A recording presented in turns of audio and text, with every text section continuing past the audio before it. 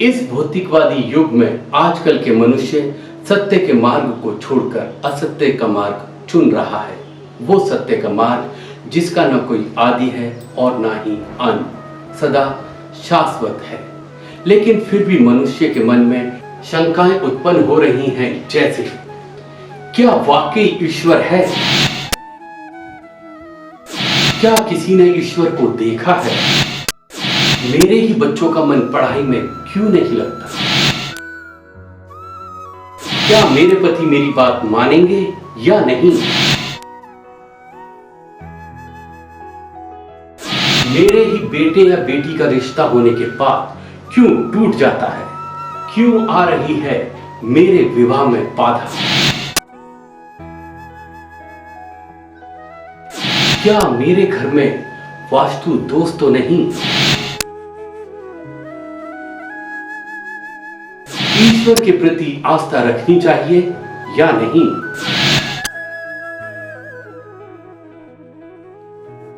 ऐसे ही तरह तरह के प्रश्न होते हैं मनुष्य के मन में, लेकिन इन प्रश्नों का उत्तर मिलेगा कहां?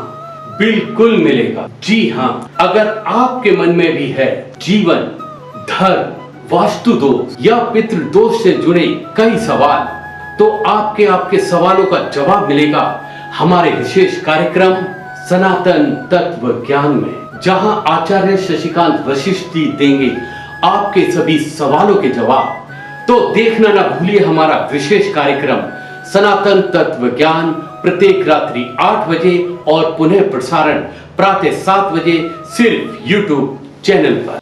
नमस्कार दर्शकों, हमारे विशेष कार्यक्रम सनातन तत्व ज्ञान में आप सभी का बहुत बहुत स्वागत है।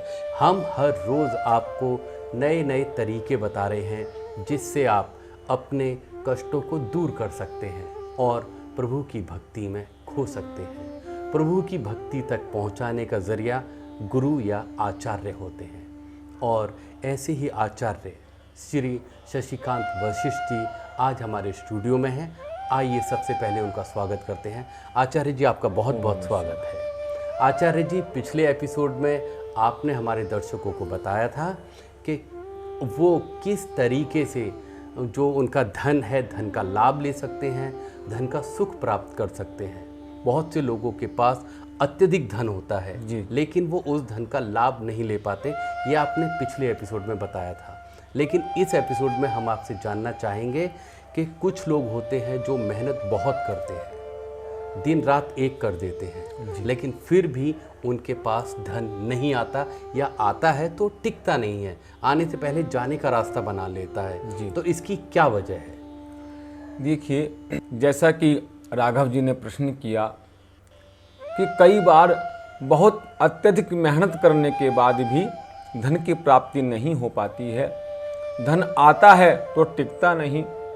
हमारे ज्योतिष शास्त्र के अनुसार यदि आपकी जन्म पत्री में दूसरे भाव का स्वामी कमजोर है, पीड़ित अवस्था में है, तो धन प्राप्ति के साधन बड़ी मुश्किल से मिलते हैं। इसी के साथ साथ यदि कुंडली में शुक्र ग्रह नीच का हो, अस्त का हो या खराब स्थान पर बैठकर कमजोर हो गया हो, बलहीन हो गया हो, तब भी आपको धन प्राप्ति के साधन नहीं बन पाते हैं। और यदि वास्तु की बात की जाए तो वास्तु शास्त्र में जो आपके घर की आग्नेय दिशा है, उस आग्नेय दिशा में जब वास्तु दोष हो जाता है तब भी आपको ये धन की समस्याएं आ जाती हैं। तो आचार्य जी, आपने ये बताया कि अधिक मेहनत के बाद भी जिन लोगों के पास धन नहीं आता है उन लोगों को क्या करना चाहिए। लेकिन आचार्य जी, हम आपसे एक बात और जानना चाहेंगे कि कुछ लोग होते हैं जो मेहनत नहीं करते, बस थोड़ी सी मेहनत की लेकिन उसका उन्हें 10 गुना फल मिलता है, 10 गुना पैसा मिलता है। तो उन पर क्या लक्ष्मी जी की असीम कृपा होती है या कोई और वजह होती है? राघव जी, मैं कहना चाहूँगा जो आपने प्रश्न किया है, सबको अपने अपने कर्म और भाग्य के अनुसार जिंदगी में सब कुछ प्राप्त होता है जी। एक व्यक्ति बहुत मेहनत मजदूरी करता है, बहुत कम उसे पैसे मिलते हैं, लेकिन एक व्यक्ति ऐसा है थोड़ी सी मेहनत करता है और उसे कई गुना लक्ष्मी की कृपा हो जाती है। ये जन्म पत्री में धन योग होता है। जी। जब धन भाव का स्वामी भाग्य भाव में बैठ जाए, धन भाव का स्वामी कुंडली में अच्छे स्थान पर बैठ जाए, तो ऐसे व्यक्ति जो भी काम करता है उसको धन प्राप्ति के साधन बनते हैं। कम मेहनत करने के बाद भी उसके जीवन में कभी धन की कमी नहीं होती है। उसका भाग्य है, उसके ग्रह शुक्र आदि ग्रह मजबूत हैं, उसका कर्म क्षेत्र मजबूत है और कुंडली के नवम भाव भाग्य भाव भी उसका अति उत्तम है। तो आचार्य जी, आपने बताया कि जो कम मेहनत करते हैं लोग, उनके ऊपर धन की वर्षा अधिक होती है, उसकी क्या वजह है? तो बहुत सी बार आचार्य जी हमने ये देखा है कि लोगों के पास धन अधिक आ जाता है या नहीं होता है तो उनको एक भय सा लगा रहता है। जी जी। अब भय भी कई तरीक़ा का होता है, लेकिन अभी जो हमने सुना है एक अनजाना भय, ये अनजाना भय क्या है? ये लोगों को लाभ देता है या नुकसान ही पहुँचाता है? बताना चाहूँगा, जैसा कि कभी कभी हमको भय लगता है, कोई व्यक्ति कहीं जा रहा है अपने वाहन से, तो दिमाग में नेगेटिव विचार आ गए कि कहीं मेरी गाड़ी का एक्सीडेंट ना हो जाए, कोई बात ना हो जाए, मैं अकेला जा रहा हूँ। इस प्रकार सोते समय कभी कभी इंसान को भय होता है जी। सोने के बाद कभी कभी खराब सपने भी आ जाते हैं, सपने में आदमी डर भी जाता है। ये जितना भी भय है, अनजाना भय, इसको आप ऊपरी पराई टोना टोटका भी कह सकते हैं जी। आज के समाज में, क्योंकि हर इंसान अपने दुख से दुखी नहीं है, बल्कि प्रत्येक इंसान दूसरे इंसान के सुख से दुखी है। कि इंसान सुखी क्यों है, फिर वो प्रयास करता है कि कौन सा मैं टोना टोटका करूं, इसका जो धन आ रहा है धन आना बंद हो जाए, इसका काम बंद हो जाए। इस तरह की भावना कभी कभी लोगों में आ जाती है। तो कभी कभी ऊपरी पराई टोना टोटका के द्वारा भी हमें बहुत ज़्यादा परेशानी होती है, अनजाना भय होता है, नेगेटिव विचार आते हैं। ज्योतिष में अगर ग्रहों की बात करें तो इसके लिए राहु विशेष रूप से राहु जिम्मेदार है। जब जन्मपत्री में राहु बिगड़ जाता है, राहु की दशा अंतर्दशा आ जाती है, और राहु यदि तीसरे, छठवें और 11वें स्थान को छोड़कर यदि कहीं कुंडली में बैठा है तो राहु हमेशा परेशान ही करता है। तो इस प्रकार यदि आपको भय लगता है कहीं जाते हुए, सोते हुए, तो आपको विशेष रूप से राहु का उपाय करना है। बड़ा सुंदर उपाय है। राहु के उपाय के लिए आपको एक काम करना है, 100 ग्राम आप काले तिल और 100 ग्राम उड़द, ये आप ले लें। दोबारा बता देता हूँ, 100 ग्राम उड़द और 100 ग्राम काले तिल और एक लोहे की किसी प्रकार की कील आप काले कपड़े में बांध दें। और जिसको भय लगता हो, जिसको डर लगता हो, नेगेटिव विचार मन में आते हों, राहु का प्रकोप हो, तो ऐसे व्यक्ति को उस काले कपड़े में बंधे 100 ग्राम उड़द और 100 ग्राम काले तिल और कील जो आपने काले कपड़े में बांधी है, उस व्यक्ति को, पीड़ित व्यक्ति के ऊपर से, सिर के ऊपर से 7 बार एंटी क्लॉकवाइज उल्टी दिशा में बाएं तरफ से लेते हुए एंटी क्लॉकवाइज आप 7 बार घुमाकर उस पोटली को आप किसी बहते पानी में बहा देना। अब आप पूछोगे कि गुरुजी किस दिन बहाएं? दिन शनिवार का होगा। शनिवार को 4 बजे के बाद, 4 बजे से लेकर 6 बजे के बीच में आपको ये उपाय करना है। उस पोटली को आप बहते पानी में प्रवाहित कर देना। आपका वो अनजाना भय धीरे धीरे दूर हो जाएगा और राहु का प्रकोप भी धीरे धीरे समाप्त हो जाएगा। जी आचार्य जी, आपने ये बताया कि जो अनजाना भय जिसको लगता हो वो पहले क्या उपाय कर सकता है? जी, जी। तिल और कील और जो काली उड़द होती है वो काले कपड़े में लेके जल में बहाने के लिए आपने बताया। लेकिन मान के चलिए कोई व्यक्ति अपने घर से निकल चुका है, वो रास्ते में पहुंच चुका है और शाम का समय होने लगा, उसे भय लगने लगा, तो कोई ऐसा मंत्र भी है जिसका वो जाप करके उस डर को भगा सके?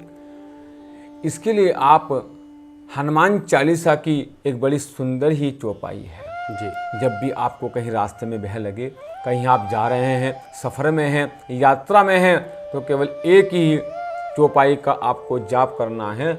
नासे रोग हरे सब पीड़ा, जपत निरंतर हनुमत बीरा। आप हनुमान जी का नाम लेते हुए बस यही चौपाई बोल देना, ना से रोग हरे सब पीरा, जो सुमरे हनुमत बलवीरा। तो दर्शकों, किस तरीके से आप अनजाने भय से मुक्ति पा सकते हैं सिर्फ हनुमान जी की इस चौपाई को दोहराकर। और भी आगे बहुत से सवाल हैं लोगों के। कुछ लोगों के सवाल ये हैं आचार्य जी कि उनका जो दाम्पत्य जीवन है वो सुख में नहीं रहता है। जी। आए दिन किसी न किसी बात पर कलेश होती है, कभी पति यानी क्रोधित हो जाता है तो कभी पत्नी उनकी बात नहीं सुनती। जी। कभी दोनों में ही तनाव हो जाता है। तो इसके पीछे भी क्या ग्रहों की चाल होती है, वास्तु होता है, या फिर ये सिर्फ कुछ समय का ही होता है? क्या है ये? देखो, प्रत्येक समस्या के पीछे जी ज्योतिष वास्तु हमेशा साथ रहता है। जी। बिना ज्योतिष के, बिना वास्तु के कोई भी कार्य नहीं होता है। कहीं हम जाते हैं, कहीं आते हैं, कहीं बैठते हैं, कोई कार्य करते हैं, क्योंकि नवग्रहों से बाहर हम नहीं निकल सकते। जो हम सोच रहे हैं, जो हम काम कर रहे हैं, सब वो आपके जन्म पत्री के जो ग्रह पड़े हुए हैं, उन ग्रह के शुभ अशुभ दोनों प्रकार के ग्रह होते हैं, उनका प्रभाव निश्चित ही होता है। यदि आपके दाम्पत्य जीवन में, ग्रस्त जीवन में पति पत्नी के बीच में झगड़ा हो रहा हो, नाना प्रकार की परेशानी आ रही हो, घर में घुसते ही दोनों में महाभारत शुरू हो जाती हो किसी बात को लेकर के, जी आजकल हमने देखा है। तो ऐसे पति पत्नी को दोनों को एक साथ शुक्रवार के दिन, यदि आपके आसपास काले या लाल रंग की गाय हो, गाय माता हो, गौ माता हो, तो आप वहाँ चले जाएं। जहाँ भी गौशाला में जा सकते हैं। काले रंग की या लाल रंग की गाय यदि आपको कहीं मिल जाए तो आप वहाँ पर चले जाना और उस काले या लाल रंग की गाय की आप दोनों पति पत्नी सेवा करना। स्त्री और पुरुष दोनों अपने हाथ से उसको चारा खिलाना, गुड़ खिलाना, नाना प्रकार का, जिससे भी वो गौ माता प्रसन्न हो सके, ऐसे आप पदार्थ खिलाएं। और खिलाने के बाद, भोजन कराने के बाद, अपने दोनों हाथों से आप उस गौ माता को सहलाएं, दुलार करें, प्यार करें, गौ माता का आशीर्वाद लें। देखना, गौ माता के आशीर्वाद से, ये उपाय करने से पति पत्नी के बीच में सामंजस्य होगा और लड़ाई झगड़ा भी कम होगा। दोनों के आपस में विचार मिलेंगे और आपका ग्रस्त जीवन सुखमय बन जाएगा। तो आचार्य जी ने बताया कि किस तरह से आप दाम्पत्य सुख का लाभ उठा सकते हैं, लेकिन इसमें अभी और भी बातें हैं दाम्पत्य जीवन को लेकर जो हम आचार्य जी से पूछेंगे। लेकिन फिलहाल यहाँ वक्त हो चला है एक छोटे से ब्रेक का। मिलते हैं ब्रेक के बाद।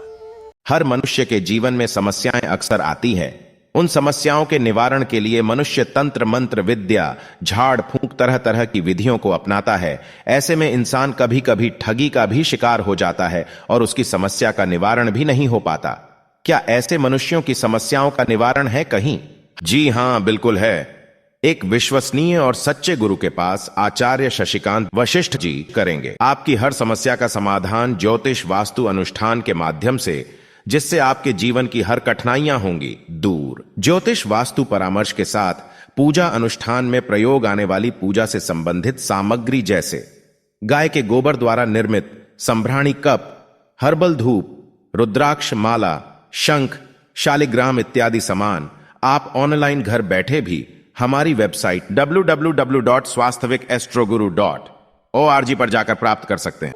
ब्रेक के बाद आपका स्वागत है हमारे विशेष कार्यक्रम। ब्रेक पर जाने से पहले आचार्य जी ने आपको बताया था कि किस तरह से आप अपने दाम्पत्य जीवन का सुख उठा सकते हैं। यदि पति पत्नी में तनाव है तो वो यानी गाय को चारा खिलाकर, गाय के ऊपर हाथ फेरकर अपने जीवन का वो कष्ट दूर कर सकते हैं और दोनों एक हो सकते हैं। लेकिन आचार्य जी, हम आपसे ये जानना चाहेंगे कि आपने कहा था कि गाय को चारा खिलाना है, तो चारा खिलाने का कोई विशेष दिन या समय होगा, वो आप हमारे दर्शकों को बताइए।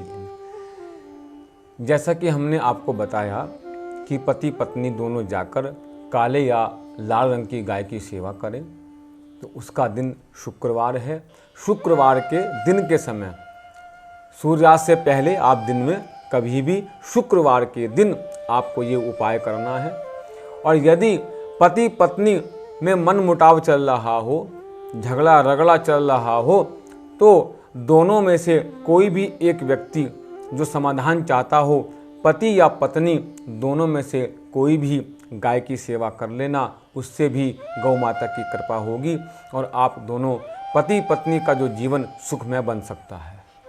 तो आचार्य जी, जैसा कि आपने बताया कि पति पत्नी में से कोई भी ये उपाय कर सकता है, गाय को चारा खिलाकर ये कर सकता है, लेकिन यदि पति पत्नी में ही मन मुटाव है, दोनों का एक दूसरे के प्रति मन खट्टा हो गया है, कोई भी इसको नहीं करना चाहता है, तो क्या कोई और उपाय है जिसके जरिए दोनों एक हो जाएं और दाम्पत्य जीवन का सुख ले सकें?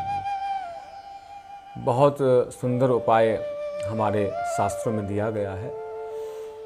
पति और पत्नी दोनों में कोई भी ये उपाय कर सकता है।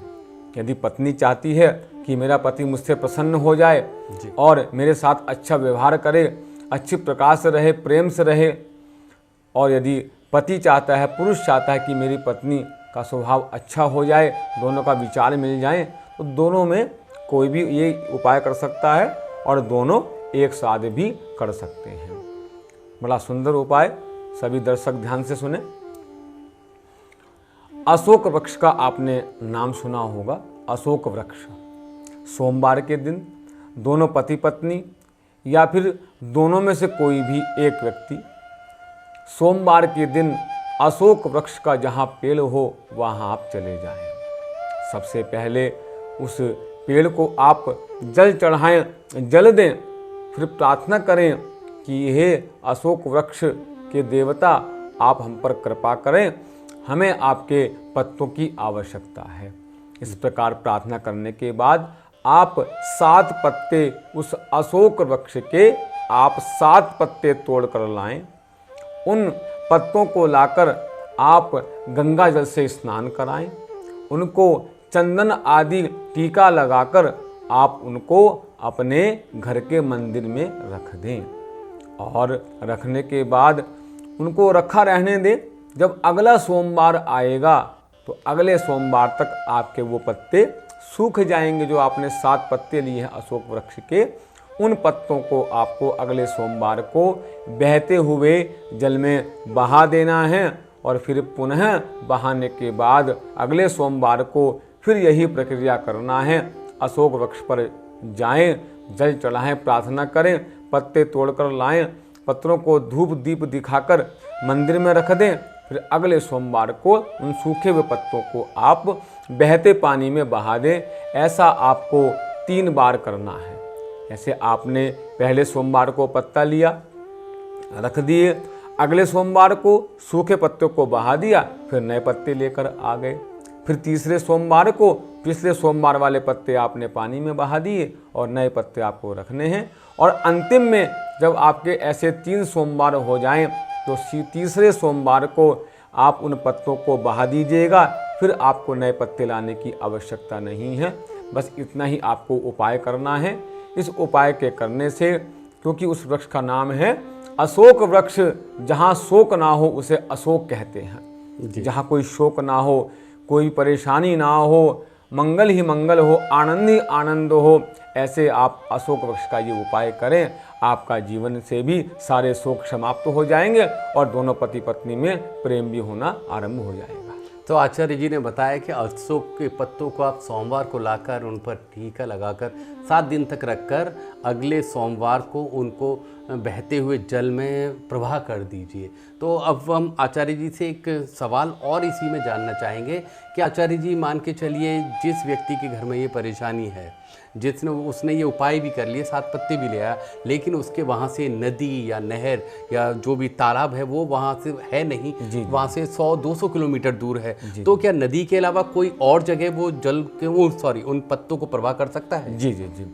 यदि आपके आसपास कोई बहती हुई नदी, तालाब, तीर्थ नहीं है तो आप उन सूखे हुए पत्तों को आप किसी भी खेत में, जो खुला खेत होता है, बागान होता है, खेत होता है, उस खेत पर भी सुरक्षित जगह आप उनको डाल सकते हैं। जी, तो आचार्य जी ने आपको बताया कि यदि आपके घर के आसपास या कई किलोमीटर दूर तक नदी, तालाब या नहर नहीं है तो आपके घर के आसपास खेत ज़रूर होंगे, खुली जगह ज़रूर होगी, जहाँ पर जाकर उन आप पत्तों को छोड़कर आ सकते हैं। लेकिन हाँ, लौटते समय आप मुड़कर उन्हें मत देखिएगा, क्योंकि पिछले एपिसोड में पीछे मुड़कर देखने की वजह भी आचार्य जी आपको बता चुके हैं। अब ये तो हुआ आचार्य जी दाम्पत्य जीवन का सुख उन्होंने ले लिया, सब ले लिया। उसके बाद इंसान की जो अगली इच्छा होती है वो होती है संतान की। तो हर मनुष्य चाहता है कि संतान सुख पाना। यदि किसी के घर में संतान उत्पत्ति नहीं हो रही है, क्या उनके घर में कोई वास्तु दोष है या पितृदोष है या कालसर्प, ये जो दोष होते हैं, इनमें से क्या वजह है कि उनके घर में संतान की उत्पत्ति नहीं हो रही? देखिए, ज्योतिष शास्त्र में संतान प्रतिबंधक योग भी हम सुनते आए हैं, क्योंकि जन्म पत्री में संतान भाव जो है वो पंचम स्थान है। यदि पंचम स्थान पर राहु शनि आदि पाप ग्रह बैठ जाते हैं तो बार बार संतान प्राप्ति में समस्या आती है, संतान का योग नहीं बन पाता है। या फिर पंचम भाव का जो स्वामी है वो छठे, आठवें, 12वें स्थान में बैठ जाए तब भी संतान प्राप्ति में बाधा आती है। यदि आपको संतान प्राप्ति में बाधा आ रही है तो ऐसी स्त्रियों को, महिलाओं को, देवियों को जो संतान चाहती हैं, सबसे पहले गुरुवार के दिन भगवान विष्णु की पूजा अवश्य करनी चाहिए। विष्णु जी के मंदिर में जाकर घी का दीपक अवश्य ही जलाना चाहिए। उसी के साथ साथ यदि ज़्यादा परेशानी हो तो संतान प्राप्ति के लिए, संतान सुख के लिए आप संतान गोपाल मंत्र या संतान गोपाल स्तोत्र का आप पाठ कर सकते हैं। उस पाठ के करने से भी संतान सुख की प्राप्ति होती है। और इसी के साथ एक बड़ा सुंदर उपाय है संतान प्राप्ति का। आप जिस दिन अश्वनी नक्षत्र हो, जब नक्षत्र का पर हम चर्चा करेंगे तो हमको बताएंगे कि नक्षत्र कितने प्रकार के होते हैं, लेकिन इतना समझ लें, एक 27 नक्षत्रों में एक नक्षत्र है जिसका नाम है अश्वनी नक्षत्र। जिस दिन अश्वनी नक्षत्र हो उस दिन एक रंग वाली गाय, इसका पूरा एक ही रंग हो आगे से पीछे तक, एक रंग वाली गाय के दूध में आप बेलपत्र डालकर आप उसको फिर छान कर वो दूध आप उस देवी को पिलाएं, स्त्री को पिलाएं जो संतान चाहती हो। ऐसा उपाय करने से भी संतान के योग बन जाते हैं। संतान का जो प्रतिबंधक योग है वो भी धीरे धीरे समाप्त होने लगता है। तो आपने देखा कि किस तरह आचार्य जी ने बताया कि आप संतान सुख का भी आनंद ले सकते हैं। फिलहाल आचार्य जी अब चलने का इशारा हो रहा है, घड़ी हमें इजाज़त नहीं दे रही है, लेकिन फिर भी हर बार की तरह चलने से पहले हम आपसे कोई एक उपाय जानना चाहेंगे कि कोई एक ऐसा उपाय जिससे मनुष्य अपने जीवन को और आनंदमय बना सके। जैसा कि आज के एपिसोड में हमने धन लाभ के उपायों की चर्चा की, तो आज के प्रोग्राम के समापन पर मैं जाते जाते एक बड़ा ही सुंदर उपाय, यदि आपके जीवन में कर्ज हो गया हो, तो बहुत ज़्यादा कर्ज है, बहुत परिश्रम करने के बाद धन प्राप्ति के साधन नहीं बन रहे हैं, बार बार और कर्ज बढ़ता जा रहा है, तो आपको मंगलवार के दिन आपको एक उपाय करना है। बरगद का जो वृक्ष होता है उससे प्रार्थना करें और प्रार्थना करने के बाद आप एक बरगद का पत्ता लेकर आएं। उस बरगद के पत्ते के ऊपर गुंदे हुए आटे का दीपक बनाकर, लंबी बत्ती लगाकर, सरसों का तेल का दीपक आप जलाएं, लंबी बत्ती वाला, और उस पत्ते के साथ दिए को आप या तो हनुमान जी के मंदिर में जाकर रख दें, प्रार्थना करें कर्ज मुक्ति की। यदि हनुमान जी का मंदिर भी आपको ना मिले तो आप किसी भी पीपल के वृक्ष के नीचे उस बरगद के पत्ते के ऊपर आटे का दीपक बनाकर, लंबी बत्ती लगाकर, तेल का दीपक आप उस पीपल के वृक्ष के नीचे रखकर आएं और पीपल की 4 परिक्रमा कर आप अपने घर आएं। प्रार्थना करें कि हनुमान जी महाराज, हे सारे देवी देवता, हे गुरु महाराज, आप हम पर कृपा करें और हमें कर्ज मुक्ति से आप छुटकारा दिलाएं। हे प्रभु, हम आपसे यही प्रार्थना करते हैं। इस तरह का उपाय करने से निश्चय ही आप पर हनुमान जी महाराज की कृपा होगी और आपको कर्ज मुक्ति के रास्ते भी मिलना आरंभ हो जाएंगे। तो आपने देखा कि किस तरीके से आप हनुमान जी की पूजा कर कर अपने कर्ज से मुक्ति पा सकते हैं। तो आचार्य शशिकांत वशिष्ठ जी ने आपको ये सब जानकारी दी और आचार्य जी का प्रयास हमेशा रहता है कि आपको वो ज्ञान की बातें बताएं जो हमारे सनातन धर्म में थी और जो आप लोगों को नहीं पता, बहुत से लोगों को नहीं पता, पर हमारे आचार्य जी जो इसकी विद्या लिए हुए हैं, इसके पूरे ज्ञाता हैं, वो आपको अपना जो भी ज्ञान है वो आपको बांट रहे हैं और जिसको लेकर आप लाभ ले सकते हैं। ऐसे ही लाभ हम और लेंगे आचार्य जी से अपने अगले एपिसोड में। तब तक के लिए नमस्कार। ओम नमः शिवाय। हर मनुष्य के जीवन में समस्याएं अक्सर आती हैं। उन समस्याओं के निवारण के लिए मनुष्य तंत्र मंत्र विद्या झाड़ फूंक तरह तरह की विधियों को अपनाता है। ऐसे में इंसान कभी कभी ठगी का भी शिकार हो जाता है और उसकी समस्या का निवारण भी नहीं हो पाता। क्या ऐसे मनुष्यों की समस्याओं का निवारण है कहीं? जी हां, बिल्कुल है। एक विश्वसनीय और सच्चे गुरु के पास आचार्य शशिकांत वशिष्ठ जी करेंगे आपकी हर समस्या का समाधान ज्योतिष वास्तु अनुष्ठान के माध्यम से, जिससे आपके जीवन की हर कठिनाइयां होंगी दूर। ज्योतिष वास्तु परामर्श के साथ पूजा अनुष्ठान में प्रयोग आने वाली पूजा से संबंधित सामग्री जैसे गाय के गोबर द्वारा निर्मित संभ्राणी कप, हर्बल धूप, रुद्राक्ष माला, शंख, शालिग्राम इत्यादि सामान आप ऑनलाइन घर बैठे भी हमारी वेबसाइट www.swasthawikastroguru.org पर जाकर प्राप्त कर सकते हैं।